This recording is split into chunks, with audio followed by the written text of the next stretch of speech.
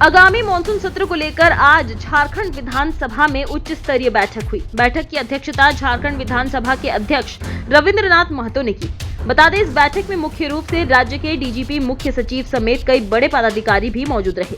सत्र में कैसे विधि व्यवस्था बनी रहे, सभी चीजें सुचारू रूप से चल सके, ज्यादा से ज्यादा मानसून सत्र का लाभ जनता को मिल सके, इसके लिए विधानसभा अध्यक्ष ने पक्ष विपक्ष दोनों से आग्रह किया है।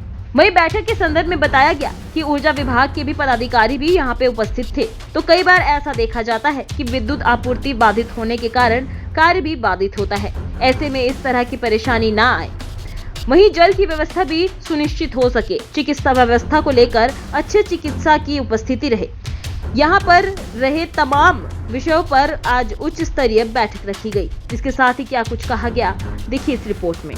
कि जब भी विधानसभा के अंदर में सत्र आहूत होती है, सत्र आहूत होने के पूर्व कई बैठक हमको करना पड़ता है। उसमें से आज का जो बैठक था वह उच्च स्तरीय पदाधिकारी को बुलाए थे कि सत्र चलने के समय सत्र ठीक ठाक ढंग से संचालित हो, इसके लिए कुछ कुछ बिंदुओं पर हम लोग को ध्यान देना पड़ता है। जैसे आपको बताते हैं, सत्र में दीर्घा का व्यवस्था पर चर्चा करना पड़ता है। दीर्घा में पदाधिकारियों के उपस्थिति वांछनीय होता है, उनका उपस्थिति निश्चित करने के लिए लोगों को बोला जाता है।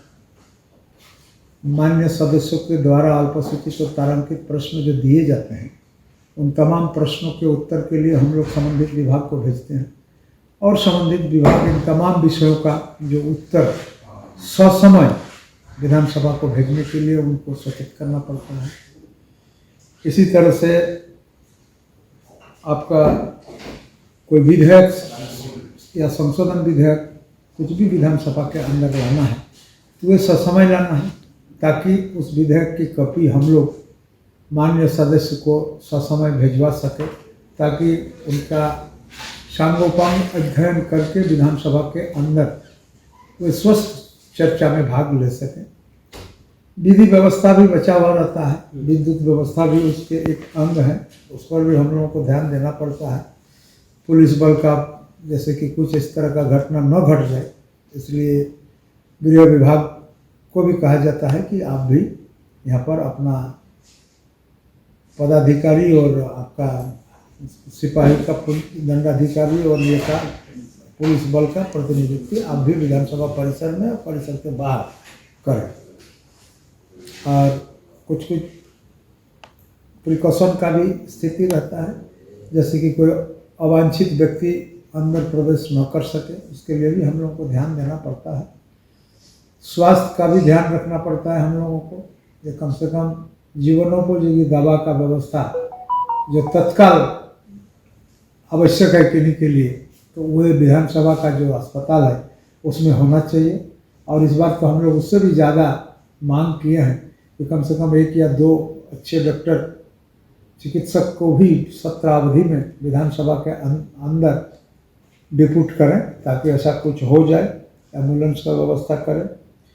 ऊर्जा विभाग से भी हम लोगों ने बात किया कि जो परिस्थिति कभी कभी बनता है तो फिर ऊर्जा बाधित हो जाने के बाद सदन संचालन करने में दिक्कत होता है, इसलिए उसको भी निश्चित करना पड़ता है।